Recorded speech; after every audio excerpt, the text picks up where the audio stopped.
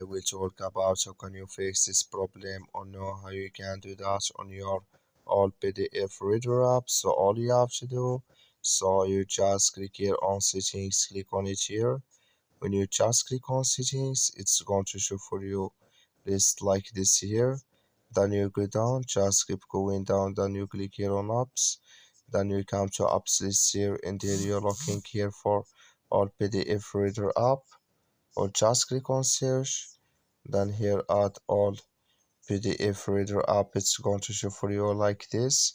So then it's going to take you to this list here. Click on first stop, then you click on OK.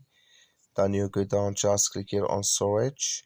Come to storage list here, just click on clear cache. Then all you have to do, so you just restart your phone and start it again. Then it's going to work with you. That's all you have to do. Thank you for watching. Don't forget to support us by liking and subscribe.